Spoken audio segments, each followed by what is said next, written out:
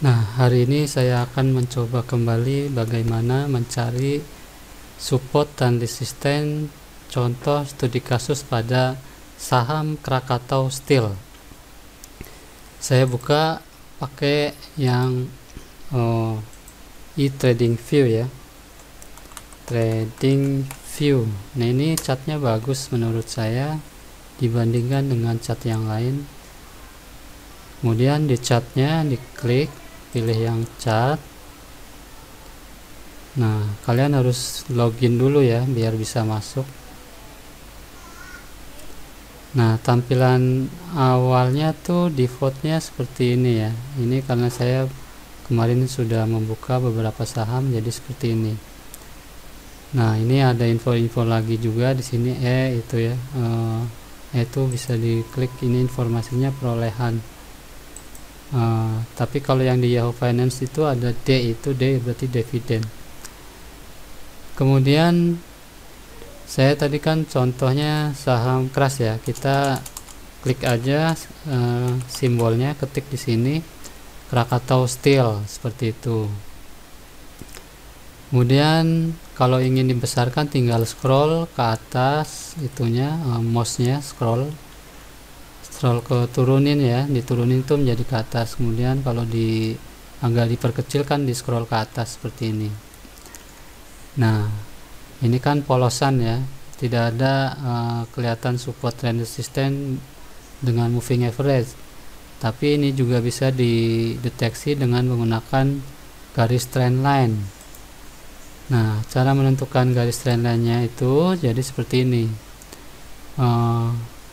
Misalkan saya ingin melihat grafik ini dalam 1 mingguan ya, karena saya ingin agak lambat tradingnya, tidak terlalu cepat, maka saya perlu melihat data yang lebih lama, yaitu data mingguan. Nah, di data mingguan kelihatan kan di sini. Di sini ini adalah level-level resisten ya.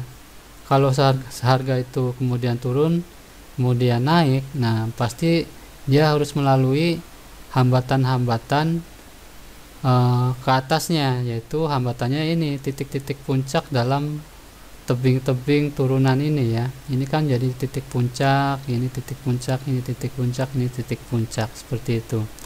Nah, untuk melewati ke arah sana ini harus melewati titik puncak ini, jadi nggak gampang, semuanya harus butuh kesabaran dan kejelian ya. Jadi tidak semudah yang kita bayangkan. Buat trader juga harus bisa sabar.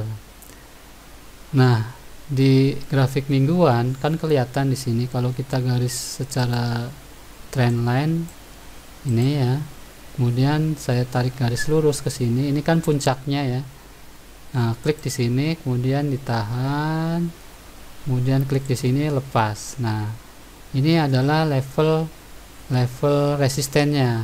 Kenapa maka dia nggak naik? Ya ini kemarin kan, karena dia terpentok sama hambatan di area resisten. Nah, teman-teman yang mau menggunakan analisa teknikal ini harus meyakini informasi yang diberikan oleh data pasar harian ya atau mingguan. Kalau tidak kuat ya jangan gegabah membeli di sini ya. Biarkan aja dulu bagaimana dia konsolidasinya di atas seperti apa. Nah, level yang amannya berarti membeli dia di area sini. Jadi ini kan sedang konsolidasi di resisten. Jadi level pembelian average-nya itu ada di sini. Nah, ini menjadi level support juga nih. Saya tarik dari sini ya, tek gitu kan. Nah, sini nih. Nah, seperti itu. Jadi level areanya ada di mana? Yaitu ada di 352. Ini ya, 352 itu arahnya sampai di sini 380. Itu level pembelian di area konsolidasi. Terus apa yang harus dilakukan apabila sudah membeli di sini, kemudian harganya ternyata turun? Nah, kalau sudah membeli di sini ternyata harganya turun, ya sudah di cut loss seperti itu. Tapi kalau sudah membeli di sini, di area sini antara 352 sampai 380, kemudian dia naik, ya di hold. Gampang kan, simple. Jadi trading itu sebetulnya simple, cuma karena pada saat mengambil keputusan dipengaruhi sama emosional, sama hal-hal prediksi itu juga sebetulnya tidak bagus. Jadi si trader itu harus benar-benar netral, tidak punya ikatan emosional terhadap saham tersebut, dan benar-benar murni mengambil keputusan berdasarkan fakta yang ada dalam grafik, ya. Kalau dia ternyata kuat di area resisten, ya di hold. Tapi kalau dia tidak kuat, ya nggak usah nunggu lama-lama lagi. Dia mungkin berpikir bahwa nanti juga naik lagi. Nah, itu kan berarti salah, karena konsepnya kalau hal seperti itu maka menjadikan dia sebetulnya pakai analisis fundamental, ya.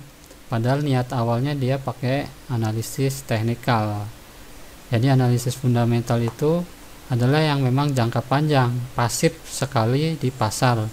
Dia hanya membeli sekali saja, kemudian di hold sampai berapa lama, dia punya uang lagi 1 bulan atau 2 bulan, dia beli lagi tanpa melihat fluktuasi harga. Jadi seperti itu.